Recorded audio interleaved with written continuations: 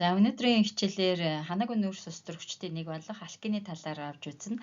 За ацетилены гомлогийн гишүүд, тэдгээрийн молекулын бүтэц физик шинж чанар, за ацетилены химийн шинж чанар болон түүнийг гаргаа авах аргатай танилцсанаа. Мягмар сар багш байна.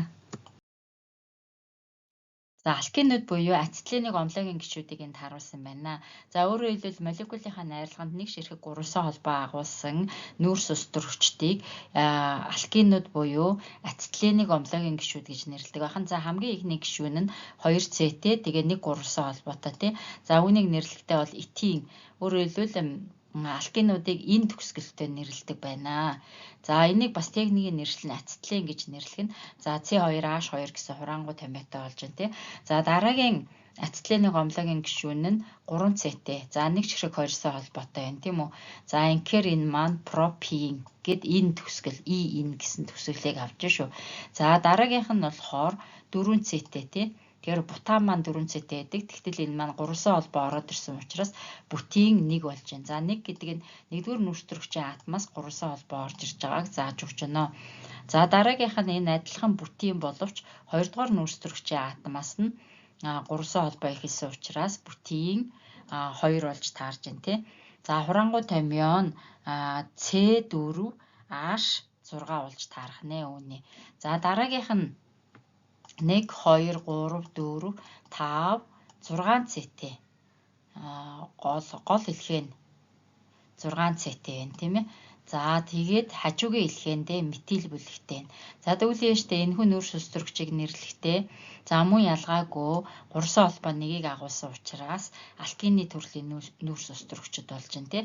За тэгээд энэ 300 холбоо ойрхон захаас нь эхлээд нүүрс өстрөгчийн атомуудыг дугаарлана. За тэгвэл энэ маань 1 2 3 4 гэж явах нь тий. За дөрөвдүгээр нүүрс өстрөгчийн атомаас метил бүлэг салаасан учраас 4 метил гэх нь тий. За тэгээд нийтдээ 6CT учраас гексийн 1 гэх мэтчлэнгээр нэрлэхнэ. За ацетилены гомлогийн гишүүд буюу ханаагүй нүүрс өстрөгч болох этиний гомлогийн гишүүд нь CnH2n-ээс хасах нь 2 гэсэн ерөнхий томьёотой болж таарах нэ. За хичээлийн талаар зөвлөгөө мэдээлэл авах бол 9813 3311 дугаард хандаж болно. За алкины хамгийн ихний төлөөлөгч болох ацетилены молекулын бүтэц физик шинж чанарыг авч үзье. За ацетилены молекул дахь нүүрс өстрөгчийн атомын электрон байгууламжийн томьёо нь ер нь 1s2 2s2 2p2 хэвийн төлөвтэй юм байдаг бахан тий. За тэгтэл энэ нүүрс өстрөгчийн атомыг өдөөсөн тохиолдолд 2s дээрх 1 электрон нь p орбитал руугаа шидэгдээд өдөөгдсөн төлөвтэй 1s2 2s1 2p3 гэсэн электрон байгууламжтай болж байна. За тэгвэл эндээс нь штэ ацетилены молекул дахь нүүрс өстрөгчийн атом нь 1s болон 1p орбитал нь эрэлзэлжилтэнд ордог.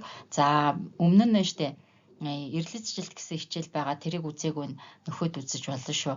Тэрэн дээр илүү дэлгэрэнгүй тайлбарсан байгаа. За тэгвэл энэ 1s дээр байгаа электрон болон энэ 2p-гийнх нь 1p орбитал нэм гантел хэлбэртэй тий. Ингээ эрэлзэлжилтэнд орно. Тэгвэл эрэлзэлжилтэнд ороогүй 2 ширхэг p орбитал бас цаана үлдэж байгаа гэдгийг санаарай. За тэгвэл 2 эрэлз орбитал эрэлзэлжилтэнд ороход 2 ширхэг эрэлз орбитал үүсгэх нь тий. Энэ нь нэг тийшээгээ цүлхийсэн гантел хэлбэртэй.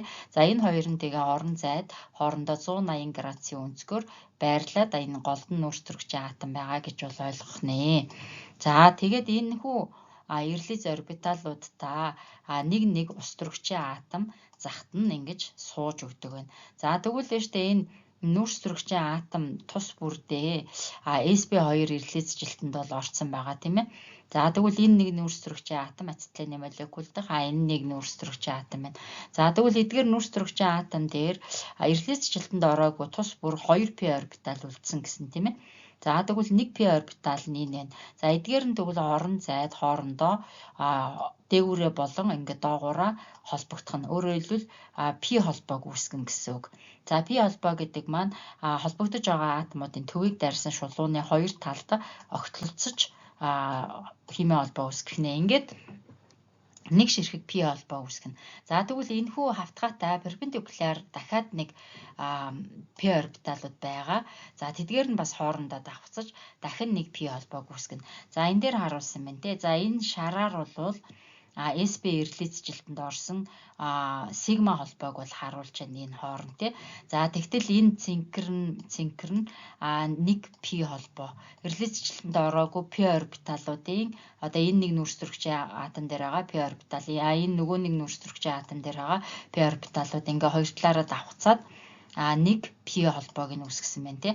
За тэгвэл энэ нил ягаан өнгөөр бас эрэлзээцжилтэнд ороогүй гантел хэлбэрийн p орбитал байна тийм үү, нэг нүүрс төрөгчийн атом дээр. Нөгөөх нь бол бас энд харагдж байна. За эдгээр нь ингээ хоорондоо давхцаад холбогдож байгаа атомынхаа хоёр талд ингэж давхцлыг үүсгэж штэ. Ийм учраас энэ нь p холбоо. За өөрөөр хэлбэл ацетилений молекул дахь нүүрс төрөгчийн атомын хооронд 3 хос ковалентийн холбоо үүсэж байна тий. За энэний льюсийн цэгийн тэмдэглэгээр тэмдэглүүл ингэж харагдах нь байна тий. За эдгээрийн нэг нь буюу голынх нь сигма холбоо, захын хоёр нь p холбоо болох нь энэ дээрээс ингээ харагдаж байна. За ацетилен нь ерөнхийдөө хураангуй томьёо C2H2 гэсэн томьёотой өнгөхгүй усанд бага зэрэг уусдаг хий байдалтай бодис байдаг бахнэ. За ацетилен нь бусад нүүрс ус төрөгчтэй адил шатах урвалд орох нь тий. За шатахтаа маш их тортогтой шатдаг. Яагаад гэхээр ацетилений найрлагдах нүүрс төрөгчийн эзлэх хувь нь хамаагүй ихтэй метан, этилен энтрийг бодоход хамаагүй их ус төрөгчийн эзлэх хувь бол бага байгаа. Ийм учраас хүчил төрөгч дутагдaltaа үед дан нүүрс төрөгчийг агаарч цацаж ингэж тортогтой дүл үүсгэж шатдаг. Хэрэв хүчил төрөгч нь хангалттай өгсөн тохиолдолд маш өндөр температурыг үүсгэн шатах боломжтой. За жишээлбэл ацетиленийг шатаах үед нь гаднаас цэвэр хүчил төрөгчийг үлээж өгөх эсвэл агаарыг маш хурдтай үлээхэд 3000 градус хүртэл температурыг гаргадаг.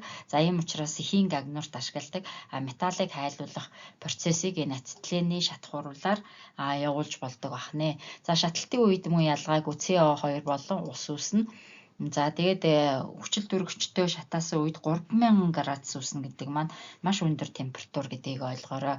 За дараагийн ацетилений химийн шин чанарыг харуулсан гол урвал нь галгенуудтай нэгдэх урвалд ордог. За энэ ер нь хамаагүй нүүрс ус төрөгчдийг таних урвалын нэг нь бромын усаар үйлчлэх байдаг тий.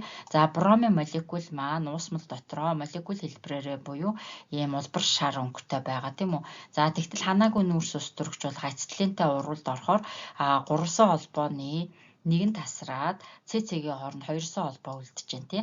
За ингээд уусмал маань өнгөхгүй болж болно. Ингээд дибром этиленийг бол үүсгэж байна.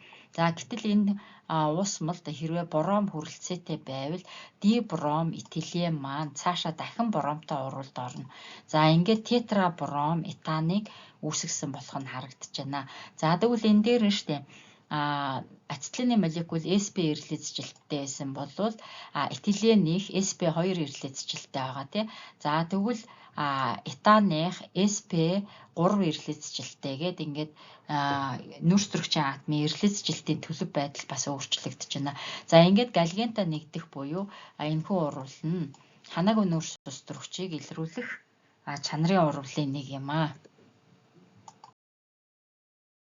Этилен нь мөн гидроген чих урвалд орно. За энэ нь цагаан алт эсвэл никель катализаторын орчинд нэлээд өндөр температурт явагдах нь байна тий. За ингээд ус төрөгчтэй урвалд орох урвалыг гидроген чих гэж яриад байгаа. За ингээд этиленийг үүсгэж байна тий. За хэрэв ус төрөгч нь хүрэлцээтэй байвал этилен маань дахин 2 холбоон задраад этан болтлоо гидроген чих урвалд орох нэ. За дараагийнх нь за ацетилен мөн галген тус төрөгчтэй урвалд орно. За галген тус төрөгчөөр энд H холоорыг авсан байна тий. За тэгээд 2 холбоо мөн ялгаагүй задраад 3 холбоо мөн ялгаагүй задраад 2 холбоонд шилжсэн байна тий. За энэхүү үүссэн нэгдлийг холоорт винил гэдэг байгаа. За энэ нь нөгөө полимер материал үйлдвэрлэхэд нэлээд чухал түүхийд материал болж өгдөг. За энэ холоорт винил нь CC-гийн хооронд 2 холбоо нэгтэй. Тэгээд нэг холоортой. Өөрөөр хэлбэл моно холоор этиленийг холоорт винил гэж хэлж штэ. Винил буюу холоорт этилен байна тий. За холоорт этилен нь полимер чих урвалд ордог байгаа. За полимер чих урвалд орохоор хоёрсоо холбоо тасрангууд нүүрс зөрөгчийн атомууд дээр нэг чөлөөт вариант гарч ирж байгаа. За энэ нь тэгээд цаашаага яг өөрийнхөө мономерүүдтэй холбогдох замаар өндөр молекулт нэгдлүүдийг үүсгэх нэ. За энд ингээд холоорт винилийн полимерийн молекулыг бол харуулсан байна тийм ногооноор холоорын атомуудыг дүрсэлж үзүүлсэн. За цагаанаар ус төрөгчийн атомууд голд нь энэ хараар нүрс төрөгчийн атомыг дүрслэн үзүүлсэн байна.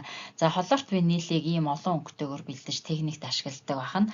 За дараагийн нэг ацетилений шинж чанар нь аммиакт уусгасан цэсийн гидроксидын уус бол дундуур ацетиленийг нэвтрүүлэхэд цэсийн ацетиленид бол үүсдэг байгаа. За энэ нь бас нөгөө алкин буюу гурван холбоотой нэгдлүүдийг таних чанарын урвалын нэг болдог. За ацетилен маань C2H2 гэсэн томьёотой тийм ээ. За аммиакт уусгасан цэсийн гидроксид гэдэг маань купромин H3 2 дахин OH гэсэн комплекс нэгдэл байдлаар бичигдэнэ. За эндээс тэгээд энэ ацетилен дахь ус төрөгчийн атом нь гурван холбоотой ойрхон байгаа тийм ээ. За тэгвэл энэ гурван холбоо нь CH холбоог бодвол илүү арай бүх байгаа учраас ус төрөгчийн атом нь металл цэсээр халагдсан байна. За энэхүү нэгдлийг нь зэсийн ацетиленид гэж бол нэрлэдэг байна. За зэсийн ацетиленид ерөнхийдөө бас тесрэмтгийн шинж чанартай. За энэ үед мөн 4 ширхэг аммиак ялгарх нь дээрээс нь ус үүсдэг болох нь урвалын тэртеглээс харагдаж байна. За ацетиленийг мөнгөний гидроксидын аммиакийн уусмал дундуур нэвтрүүлэхэд түрүүнд зэсийн ацетиленид үүсдгийн адилаар мөнгөний ацетиленидийг бол үүсгэж байгаа. Яг тэгэхээр гурван холбоо маань арай энэ CH холбоог бодоход арай бүх үе шүү дээ тий. За тэгэхээр мөнгөний гидроксидын аммиакийн уусмал гэдэг нь аргентумын H3 2 дахин OH гэж бичдэг байна тий. За тэгээд CH холбоо задраад H-ийн оронд мөнгө орж суусан болох нь харагдаж байна тий. За энэ хүн нэгдлийг мөнгөний ацетиленид гэж бол нэрлэж байна тий. За энэ нь мөн ялгаагүй тесрэмтгийн шинж чанартай бодис. За дагалдах бүтээгдэхүүнээр ус ялгарсан байна. За дараагийн гурван холбоотой буюу ханаагүй нүрс ус төрөгчийг таних бас нэг чанарын урвал нь калиум перманганатын уусмлын өнгийг арилгадагт оршдог байгаа. За өөрөөр хэлбэл ацетилен маань калиум перманганаттай урвалд орох нь тий. За тэгтэл энэхүү гурван холбоонууд бүгдээрээ задраад хоёр суурьтай карбон хүчлийг үүсгэж байна. За үүнийг хурган чихний хүчил гэж нэрлэдэг байна. HOCCOH. За энэ дагалдах бүтээгдэхүүн манганы диоксид, калиум OH гэдэг бүтээгдэхүүнүүд бол үүссэн байна. За энэхүү урвалыг бас хураангуй байдлаар бичгтээ ацетиленийг C2H2 гэж бичиж болох нь тий. За калиум манган O4 H2O. За хурган чихний хүчлийг H2CO2O4 гэж бол бас бичиж болно. За тэгээд манган O2 калиум OH гэж бичиж болох нь тий. За калиум перманганат маань өөрийн юм ягаан өнгийн уусмал байдаг тий. За тэгвэл энэ дотор ацетиленийг ингээд хий байдлаар нэвтрүүлэхэд уусмлын өнг ингэж арилж орж ирж байна. За энэ нь юу болж байна гэхээр ер нь өнг арилах, хий ялгарах, тундас үүсэх гэдэг нь бүгдээрээ химийн урвал явагдаж байгааг гэрчилж байгаа штэ. За тэгвэл нөгөө ацетилен маань калиум перманганатаар эсэлдээд хурган чихний хүчил болтлоо эсэлдсэн байна гэдгийг энэхүү чанарын урвалаар харуулсан байна. Ацетилений 3 молекул өндөр температурт өөр хоорондоо нэгдэх урвалыг термер чих урвал гэж байгаа. За тэрий гэдэг чинь нөгөө 3 гэсэн үг шүү дээ тий. За ингээ 3 молекул маань 400-аас 500 градус Цельсид нэгдээд C6H6 буюу бензолыг үүсгэдэг байна. За энэ дараагийн хичээл дээр дэлгэрэнгүй гарна. За дараагийн химийн шинж чанар нь зис эсвэл мөнгө усны давсны оролцоотойгоор ацетилен гидратацийн урвалд ордог. За энэ урвалыг бол Кучерийн урвал гэж бол нэрлэдэг байгаа. Ягаад гэхээр энэ хүн анх энэхүү урвалыг нээж илрүүлсэн байна. За ацетилен устай урвалд ороод гэхдээ мөнгө усны 2 валенттай сульфат байна тий. Энэний оролцоотойгоор ацетальдегидийг бол үүсгэсэн болох нь харагдаж байна. За тэгвэл штэ ацетилений гомлоогууд буюу өөр эндээ радикал агуулсан 3 холбоотой нүрс ус төрөгчд урвалд орох бол яах вэ гэхээр гидратацийн урвалд орохдоо кетоныг үүсгэж гидратацийн уралд ордог болох нь энэ хөтгчтэглээс харагдана. За кетон гэдэг нь өөрөөр хэлбэл энэ C-гээс 2-соо холбоо дээшээ тэгээд 1 O агуулсан энийн ингэж энэ нэгдлийг карбонил бүлэгтэй нэгдлийг кетон гэж бол нэрлэдэг байх нэ. Дараагийн хичээлүүд дээр гарах болно. За хичээлийн талаар зөвлөгөө мэдээлэл авах бол 9813 3311 дугаарт хандаж болно. Мөн химийн чиглэлээр зөвлөгөө мэдээлэл өгч байна. Нэг гаргаа авах 2 гол аргыг үзье. За нэгдүгüүрт нь штэ лаборатори болон үйлдвэрт кальцийн карбидыг ашиглаад ацетиленыг гаргаж авдаг. За кальцийн карбид гэдэг нь ямар нэгэн металлын нүүрс төрөгчтэй нэгдлийг карбид гэж байгаа. За тэгвэл кальцийн маань нүүрс төрөгчтэй нэгдсэн нэгдлийг кальцийн карбид гэж нэрлэж байна те. За энэ кальци C2 гэсэн томьёотой. За энэ устдаа урвалд орохоороо C2H2 буюу ацетиленыг үүсгэж байна. За энэ маань хий байдалтай. За тэгээ шохоо ус CaCO2 гэсэн шохоо усыг бол үүсгдэг байна. За тэгвэл штэ энэ кальцийн карбидыг яаж гаргаж авах вэ гэхээр кальцийн оксид буюу шатаасан шохоо байна тий. За энийг нүүрс кокстой хамт 2000 градуст агаар оруулахгүйгээр халааж өгдөг байна. За ингээд кальцийн карбид үүснэ. За мөн дагалдах бүтээгдэхүүн нь угаарын хий үүсдэг байна. За тэгвэл штэ ацетиленыг ингээд гаргаж авсан ацетиленыг за кальцийн карбид инэн тийм ээ устдаа уралд орох урвалыг харж үзье. За кальцийн карбид маань ийм саарл өнгөтэй чулуу байдаг хана кальци C2. За энийг усанд хийхээр ингээ бужигнсан хөөс үүсээд байна. За хөөс ялгарч байна гэдэг маань хий ялгарч байгаа гэсэн үг. За тэгэхээр энэ хий нь ацетилен буюу C2H2 байгаа тийм ээ. За тэгвэл энэ хийг шатаахад ийм их тортогтой дүл гаргаж шатдаг байна. Яг гэхээр нүүрс төрөгч нь бүтэн шатаж амжихгүй байгаа учраас зарим нь C хэлбэрээрээ агаарт дэгдэж байна тий. Ийм учраас нүүрс хэлбэрээрээ агаарт дэгдэж штэ. Ийм учраас ийм тортогтой дүл гаргаж шатдаг байна. За дараагийн гэхдээ энэ кальцийн карбидаас ингэж ацетиленыг гаргаж авах нь маш их эрчим хүч энерги шаарддаг байгаа. Яг гэхээр эхлээд кальцийн оксидоос карбидаа гаргаж авна штэ тий. Тэгээ энэ их өндөр температур шаардж байна. Энэ тэгэхээр эдийн засгийн хувьд жоохон ач холбогдол багтаа байгаад байна тий. За тэгвэл дараа нь байгалийн хийд байдаг байгалийн хийн ихэнх хувийг метан эзэлдэг штэ. За тэгвэл метаныг задлах үедээ ацетиленыг гаргаж болдог. За метаныг агааргүй орчинд задлахад нүүрс төрөгч ус төрөгчийг үүсгдэг тий. За тэрний завсрын бүтээгдэхүүн нь бол ацетилен байдаг. За тэгвэл завсрын бүтээгдэхүүнийг маш хурдан хөргөж ацетиленыг метанаас ялгаж авч болдог байна. За ингэж ацетиленыг гаргаж авах нэ. За өнөөдрийн хичээлийг ерөнхийдөө дүгнэж хэлэхэд алкин буюу молекултай 3 холбоо нэг ширхгийг агуулсан нүүрс ус төрөгчтэй талаар үзлээ. Тэдгээрийн хамгийн ихний гишүүн нь ацетилен C2H2 гэсэн томьёотой тий. Гомлоогийнх нь гишүүдийн ерөнхий томьёо нь CN H2N-ээс хасах нь 2 гэсэн томьёотой байна тийм үү. За мөн эдгээр нь бас 3 холбооныхаа байршлаас хамаарат изомерыг үүсгэх боломжтой болохыг бол танилцсан тийм ээ. За тэгээд ацетилений химийн шинж чанаруудыг авч үзтлээ.